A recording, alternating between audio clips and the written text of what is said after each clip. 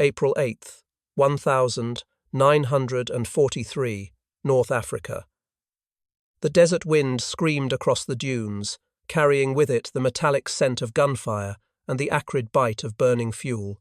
The sun hung low, red and swollen, casting long shadows across a battlefield littered with twisted wreckage, trucks smouldering, helmets half buried in sand, and the faint cries of the wounded echoing through the chaos.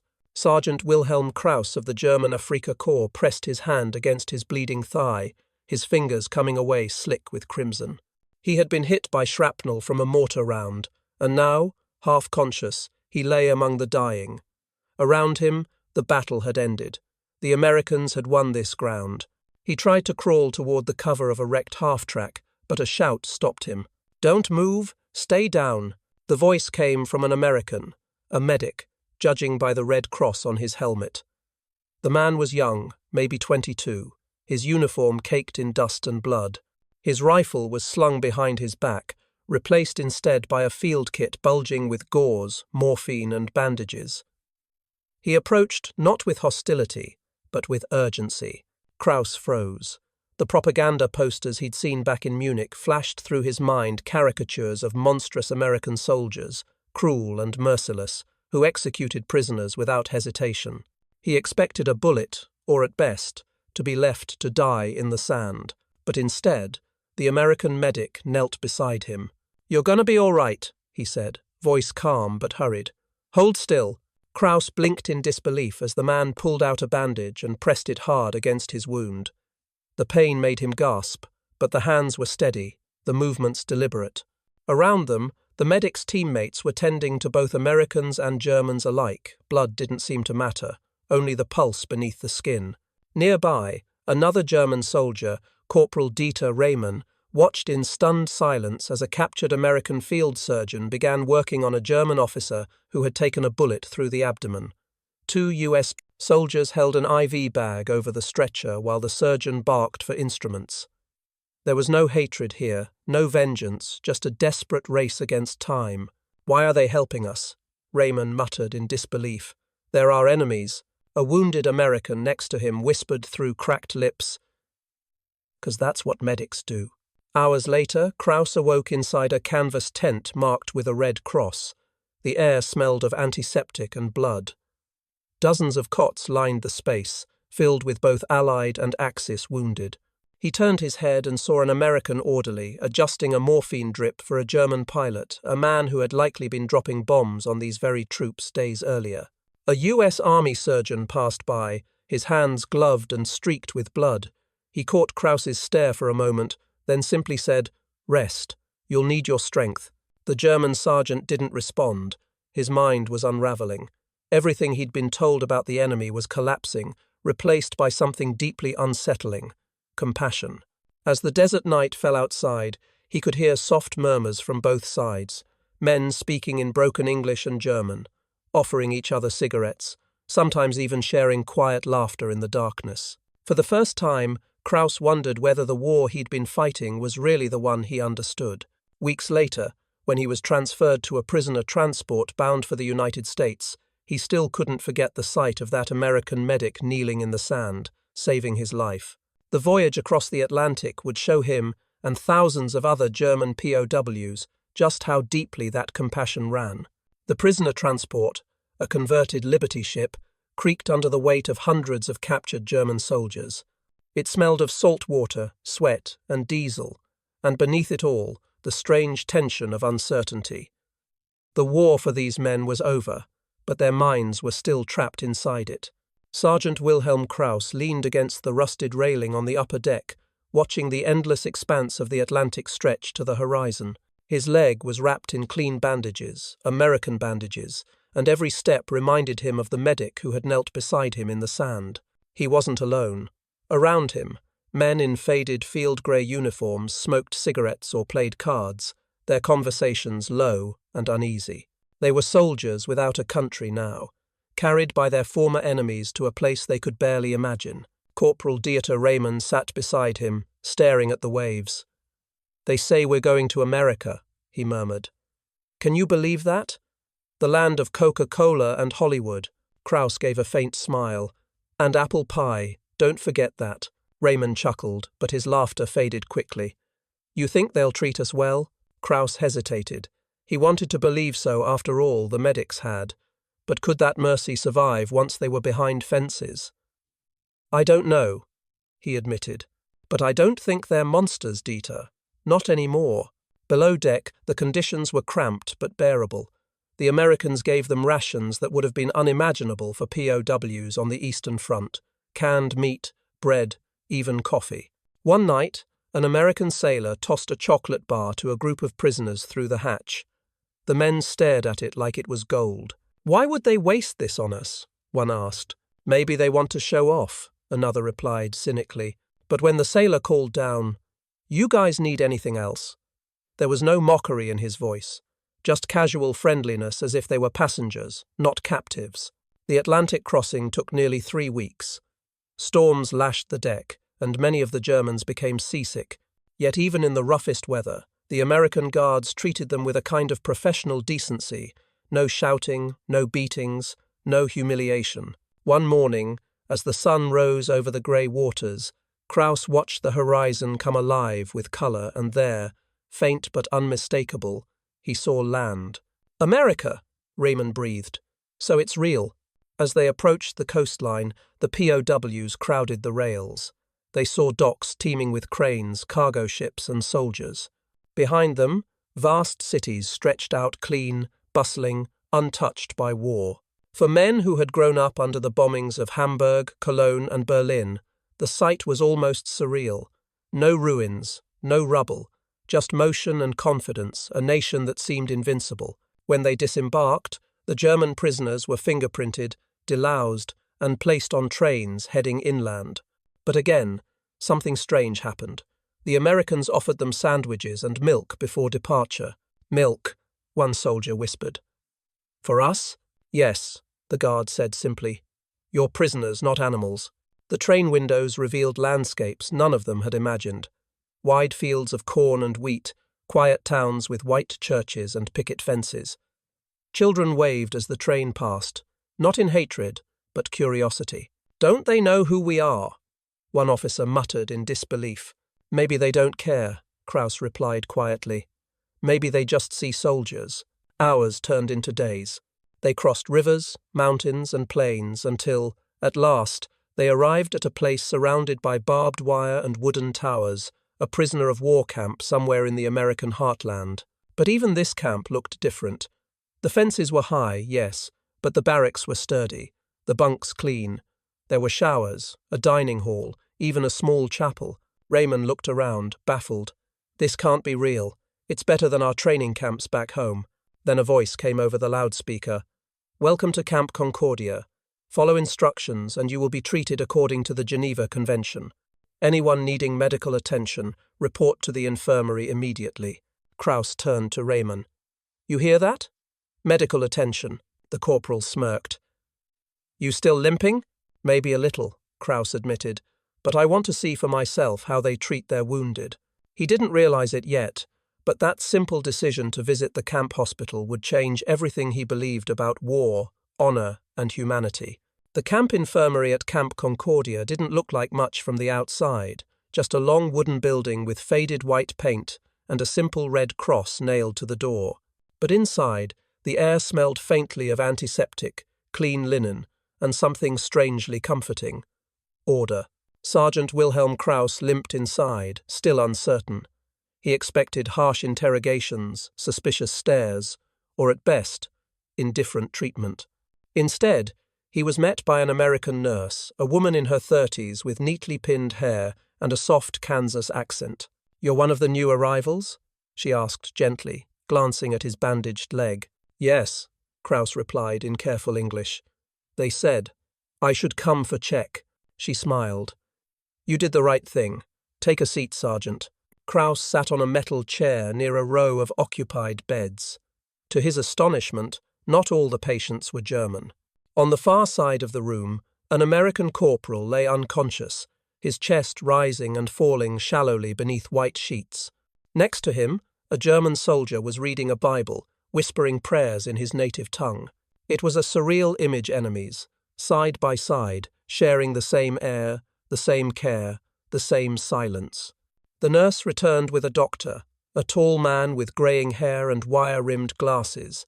His name tag read Captain Robert Ellis, M.D. He examined Kraus's leg with professional detachment. "You were hit by shrapnel?" "Yes, sir. In Tunisia." Ellis nodded, unwrapping the old bandage. The wound had begun to heal, the edges pink and clean. "Whoever treated this did good work," he said. "Was it one of ours?" "Yes, a medic in the field." Ellis allowed himself a small grin. Then he did his job right. He cleaned the wound carefully, applied new gauze, and rewrapped it. There was no disdain in his touch, no superiority, just calm precision.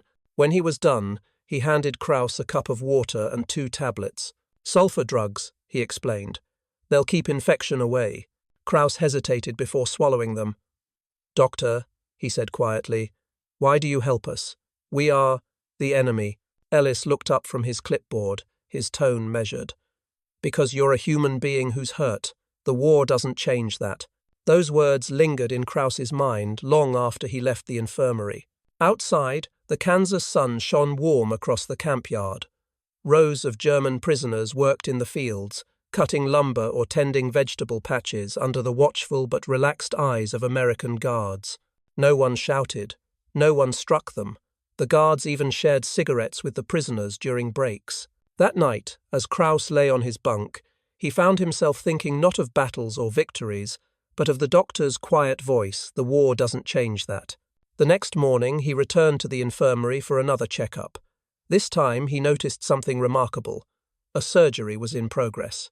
Through a half-open door, he glimpsed Captain Ellis and 2 nurses bent over a wounded man's chest. Blood soaked the white sheets. But the patient on the table was not American, he was German. Kraus froze. The man's uniform shirt had been cut open, revealing the Black Eagle insignia of the Wehrmacht. His skin was grey, his breathing shallow. Ellis barked for suction. The nurse handed him a clamp. "Pressure's dropping." "Stay with me," Ellis muttered, working quickly. His hands moved with unwavering precision. "We're not losing another one today." The surgery lasted nearly 2 hours. When it was over, the German soldier lived. Kraus couldn't comprehend it. He had watched German doctors perform surgery on their own, but never on the enemy. Yet here, the Americans had saved the life of a man who had fought to kill them. Later that day, as Ellis washed his hands, Kraus finally approached him again. "You saved him," he said quietly. "He would have died." Ellis shrugged. "Maybe. But that's not for us to decide." Kraus tried to speak, but words failed him. His world, built on obedience, hierarchy, and propaganda, was collapsing under the weight of something far more powerful: decency. Word spread quickly through the camp. Prisoners whispered about the doctor who heals Germans. Some scoffed, others refused to believe it, calling it a propaganda trick. But a few, like Kraus, had seen it with their own eyes. That night, sitting by the window of his barracks, he watched the lights of the infirmary glowing faintly in the dark. In the distance, he heard faint laughter, American and German voices together. He thought of home, of his younger brother still fighting somewhere in Italy, of the posters calling Americans devils and murderers. He whispered into the darkness, if only they could see this. The following weeks transformed Sergeant Wilhelm Kraus's understanding of the enemy completely. Every day, he walked the short dirt path between the barracks and the infirmary, partly for checkups, partly just to watch. There was something magnetic about the place, a world where the war outside seemed to pause, where pain was met not with vengeance but compassion. Inside, the American staff worked tirelessly. Captain Robert Ellis, the head surgeon, ran the hospital with quiet authority. His nurses, some military, some volunteers from nearby Kansas towns, moved between beds with trays of medicine and soft words of reassurance, tending to the needs of men who, by all logic, should have been their foes. One morning, Kraus arrived to see Ellis preparing for another operation. The patient this time was an American private, with shrapnel embedded in his abdomen. Yet on the next table, ready for treatment once that surgery ended, lay a German prisoner who had collapsed while working in the lumberyard. Kraus stood silently near the door as the procedures unfolded. Ellis finished the first surgery, wiped his brow, then moved straight to the second with the same energy, the same precision. The German groaned in pain as the anesthesia took effect, and Ellis murmured, "Hang on, soldier. You're in good hands." The same words, Kraus realized, he had used on the American. When the operation was done, Ellis stepped into the hallway, exhausted but calm. He saw Kraus watching and gave a faint nod. "You again?" he said. "Leg holding up?" "Yes, sir. Much better. I wanted to see your work." Ellis smiled faintly. "You mean you wanted to see if we treat Germans differently?" Kraus hesitated. "Yes." Ellis motioned toward the room. "Now you know." For the first time, Kraus found his voice. "Doctor, back home they told us you were barbarians, that you shoot prisoners, that mercy is weakness." Ellis leaned against the wall, studying him. "And you believed it?" "He did. We all did." "Well," Ellis said quietly, "you're looking at one of those barbarians now. I've been called worse." He paused. "I took an oath before this war started to heal anyone who comes through my doors. I don't ask which flag they salute. A wound is a wound." Kraus nodded slowly. "Our doctors wouldn't have done that." "I know," Ellis replied. "But that's why wars end, because someone, somewhere, remembers what it means to be human." Those words would stay with Kraus for the rest of his life. After that day, the German sergeant began volunteering at the infirmary. It wasn't official duty, no one ordered him to, but he couldn't stay away. He helped carry water, wash instruments, and steady patients during recovery. The Americans didn't seem to mind. He even started talking to some of the nurses. One, a young woman named Evelyn Hart, teased him gently about his accent and taught him the word compassion. He practiced it clumsily, repeating the syllables under his breath like a prayer. In return, he told her what life in Germany had been like, the ration lines, the constant air raids, the iron grip of propaganda. Evelyn listened without judgment. "You sound like someone who never wanted the war," she said one afternoon. "Most of us didn't," Kraus admitted. "But it didn't matter. The machine rolled forward. We just followed." That night, back in the barracks, Kraus shared what he'd seen with his comrades. At first, they laughed it off. "You're being played," one said. "They want to make us soft." "Maybe," Kraus replied quietly. "Or maybe we were the ones who were lied to." A few days later, another German prisoner, a young conscript named Otto Meyer, was brought to the infirmary with a broken arm from a work accident. When he returned, he was carrying a small tin of American painkillers and an incredulous expression. "They treated me before their own," he whispered to the others. "I saw it with my own eyes." Gradually, the disbelief spread into something deeper: shame. Many of these men had fought under orders that justified cruelty toward Allied prisoners. Yet here, they were being cared for by the very people they'd been told were monsters. One night, Kraus lay awake, staring at the wooden ceiling above his bunk. Outside, the cicadas sang in the Kansas heat. He thought of the thousands of Germans still fighting and dying in Africa, in Italy, in Russia, and how none of them could imagine a place like this existed. He whispered into the darkness, "If our people knew, this war would lose its fire." In the distance, the hospital light glowed once more, soft and steady, a beacon of sanity in an insane world. By the late summer of 1943, life inside Camp Concordia had settled into an unexpected rhythm. The guards treated their German prisoners with calm professionalism. The POWs, in turn, began to follow orders willingly, realizing that the Americans' fairness wasn't a trick, it was their system. Sergeant Wilhelm Kraus spent most mornings at the infirmary now, helping Captain Ellis and the nurses with their routines. His English improved quickly. He could read basic signs, understand instructions, even joke something he hadn't done since Tunisia. But the moment that changed everything came not in the operating room, but with a single sheet of paper. One hot afternoon, a military jeep arrived carrying a bundle of letters for the POWs. The camp commander, a polite but firm man named Major William Howard, stood on a wooden crate and began calling names. "Kraus Wilhelm." Kraus stepped forward, stunned. A letter from home. His hands trembled as he unfolded the thin paper. The words were in his mother's handwriting, shaky but familiar. "My dear Wilhelm, we heard you are alive, though a prisoner. That is a blessing. Your brother Hans was killed near Salerno. The city is in ruins again, but we survive. There are rumors here, they say, Americans torture prisoners. But you are alive, so maybe they are wrong. Write back soon. Love, Mama." He read it twice, then a third time. The final line hit him hardest. Maybe they are wrong. That night, under the dim light of a kerosene lamp, he wrote his reply. "Dear Mother, do not believe the rumors. I am treated well, better than you would imagine. The Americans feed us, give us work, and even heal our wounded. Their doctors saved my life. I wish you could see how different they are from what we were told. Tell everyone that the enemy is not what we thought. Your loving son, Wilhelm." He folded the letter carefully and handed it to the camp post officer.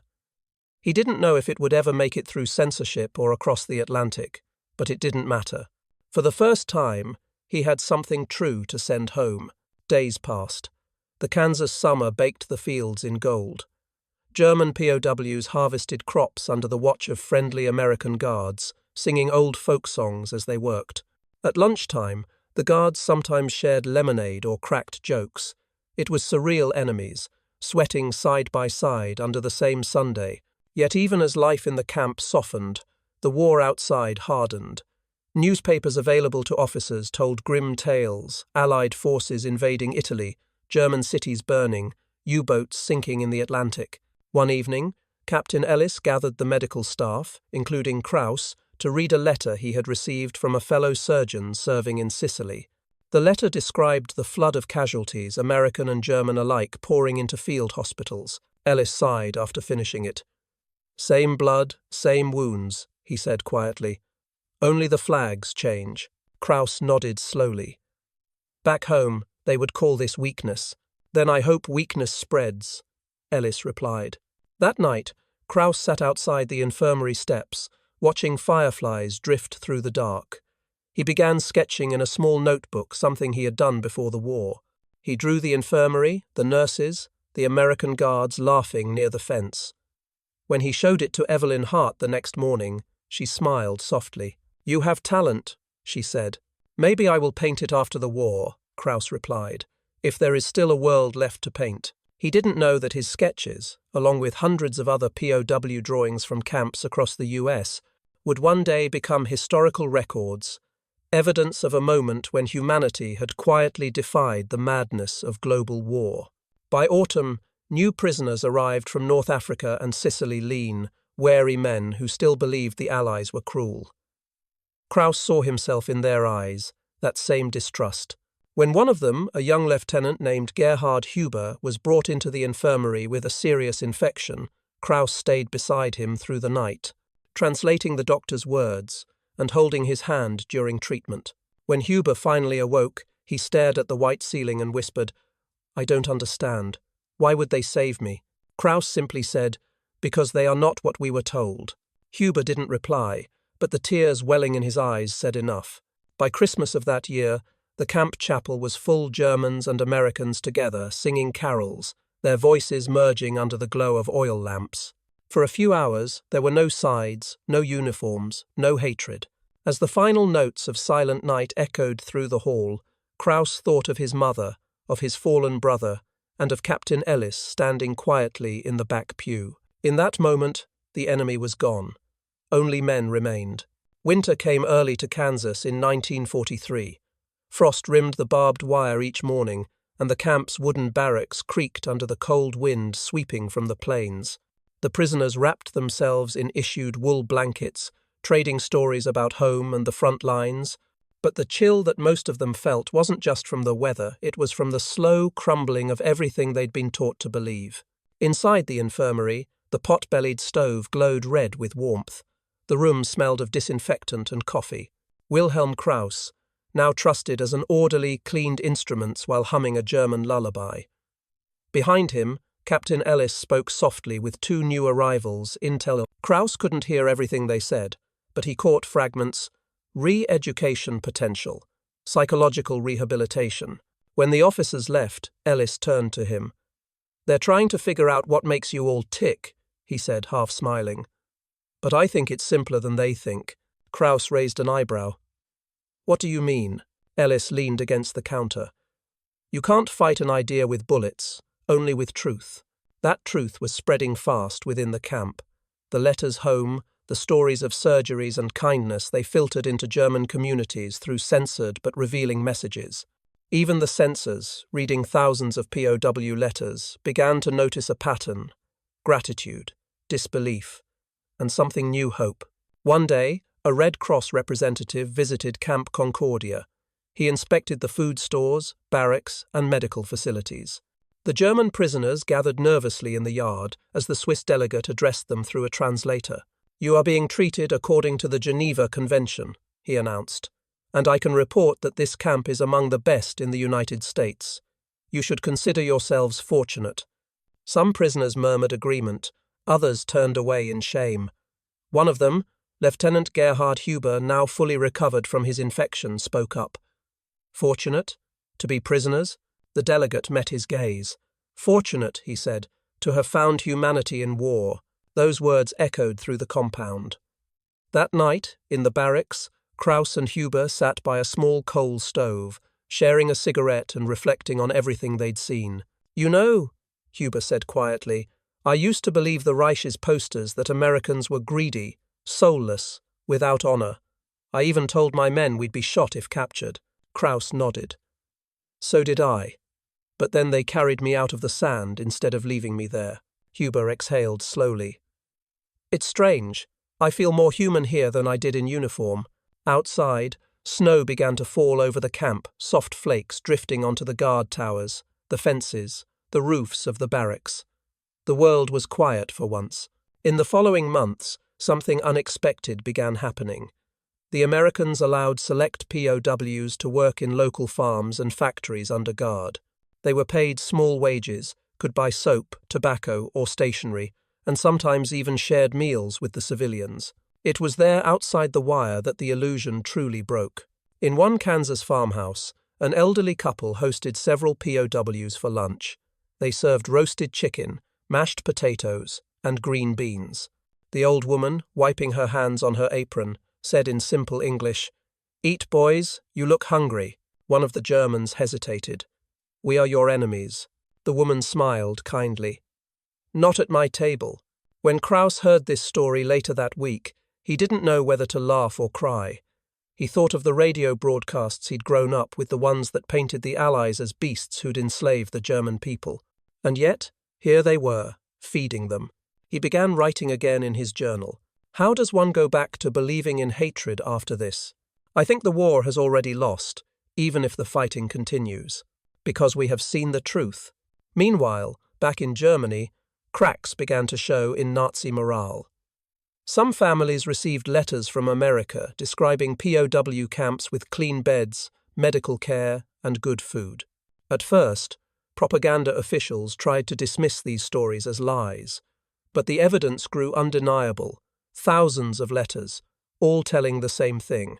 The regime had built its power on dehumanization. Now, that foundation was eroding not from bombs, but from decency.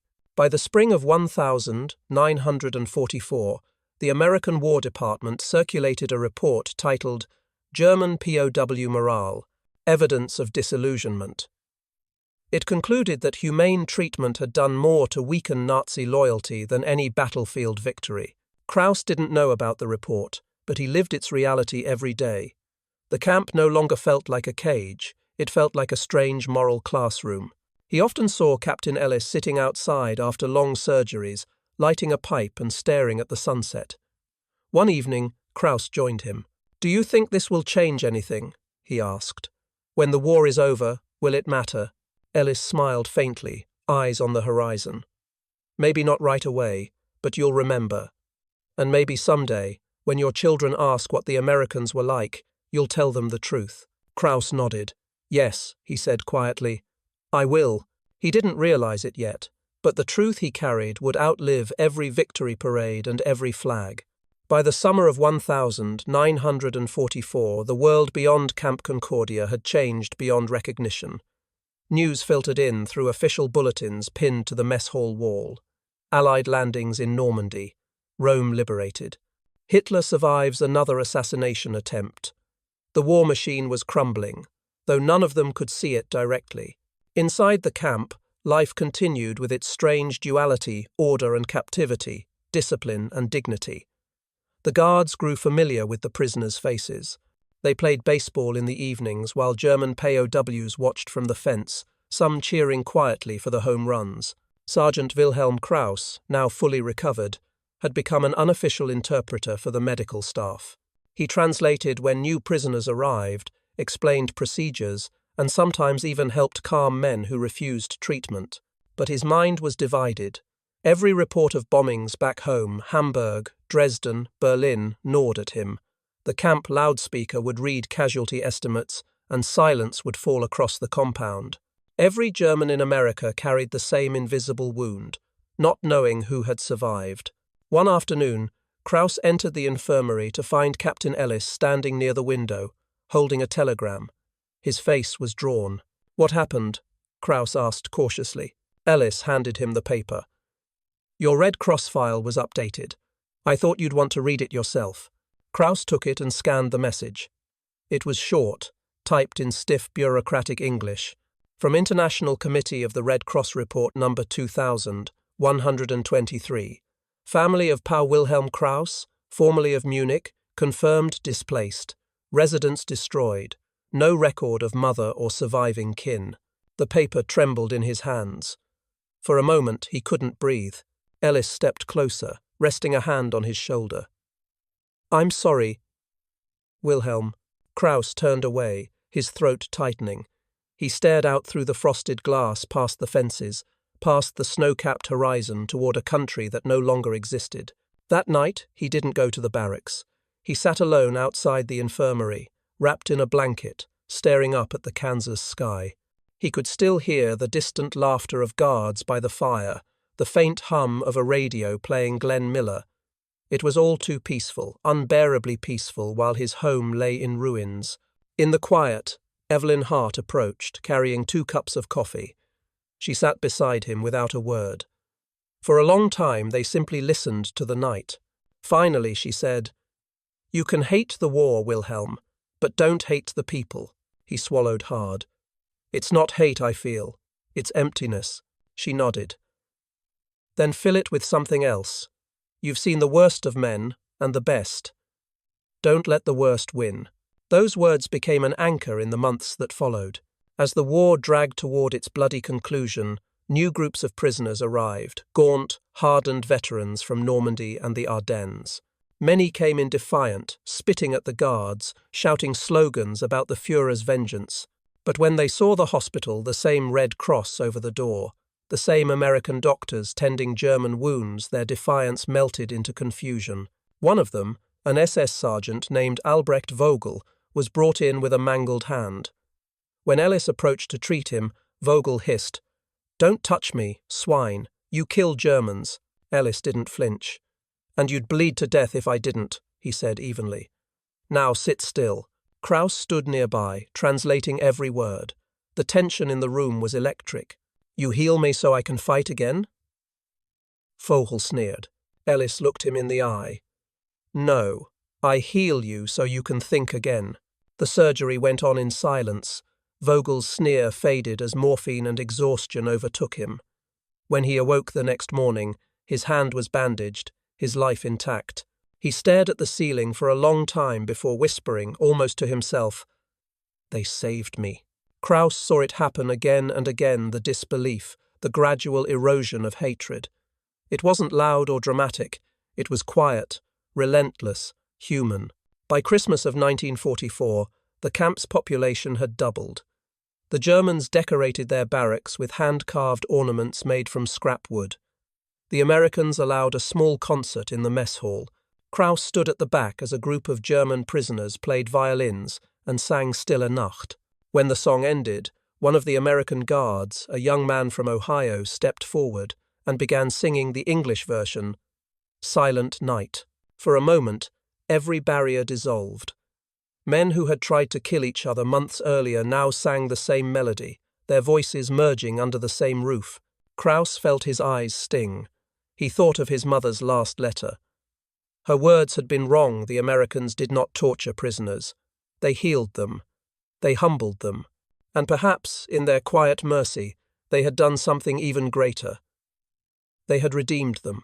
That night, as snow blanketed the camp, Kraus wrote one final note in his journal. "We came here as enemies, broken by lies. We will leave as witnesses to something stronger than war." The spring of 1945 arrived with a strange mix of silence and distant thunder.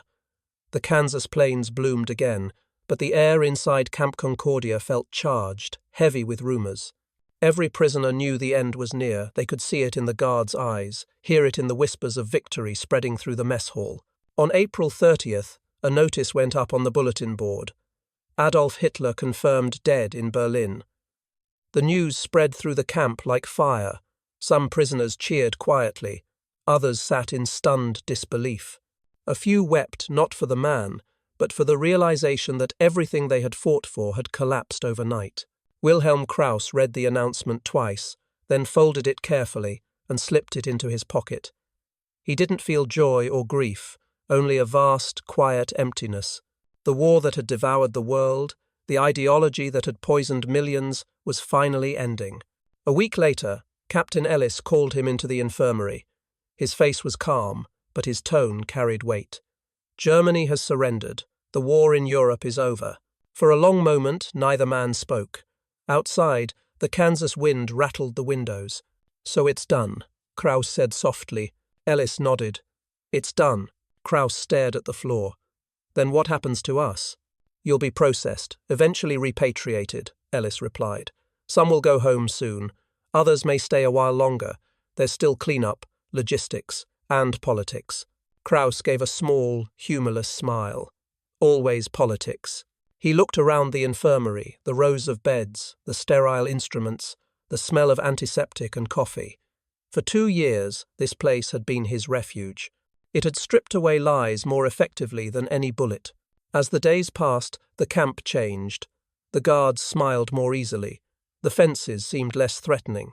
American newspapers began running photos of liberated concentration camps, images that froze the German prisoners in horror.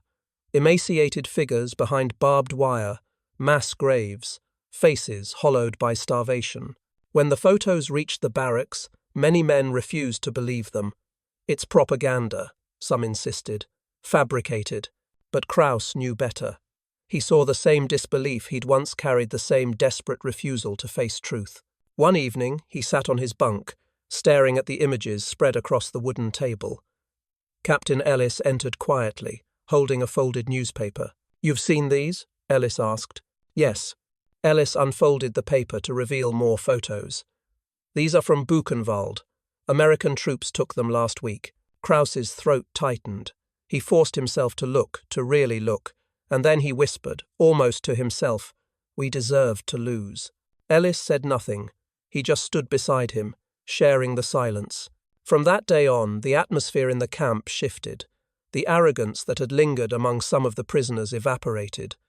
Men who had once defended the Reich now walked the yard in quiet shame. A few asked to meet with chaplains. Others volunteered for extra work, cleaning and repairing the camp hospital. Small gestures, perhaps, but meaningful ones. In late summer, orders finally came for repatriation. The first trains would carry prisoners to East Coast ports, where ships waited to return them to Europe.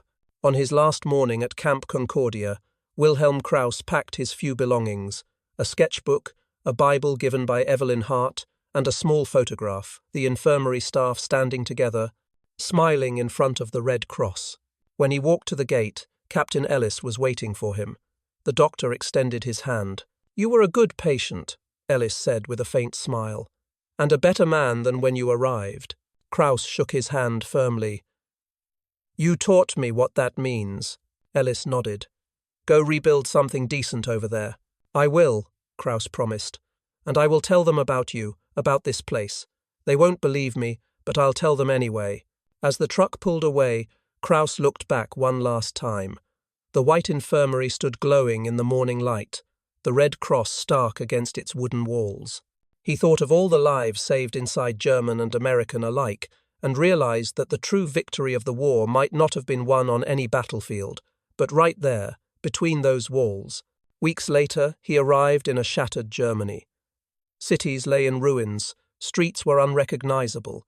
The first thing he did was find the rubble where his family's home had stood. Nothing remained but foundation, stones, and silence. He opened his sketchbook and drew the house as he remembered it, then turned the page and drew something new, the Camp Concordia infirmary, a single red cross shining above it. In the years that followed, Kraus became one of many former POWs who would quietly spread a different kind of story, one not of hate or conquest, but of mercy. In the early 1952, he sent a letter to Captain Robert Ellis, now a civilian doctor in Chicago. "You once said wars end when someone remembers what it means to be human. I thought you were speaking of me, but you were wrong. You were speaking of yourself, because you remembered first." Ellis never replied by then. His health was failing, but the letter remained in his desk drawer until the day he died. Decades later, historians studying the treatment of German POWs in America would cite Camp Concordia as an example of moral victory, a place where compassion defeated ideology. For Wilhelm Kraus, it was simpler than that. When asked by his grandchildren what America had been like, he would smile and say, "They healed us, and not just our wounds." He would pause then, gaze out the window, and add, "And that is how they truly won the war."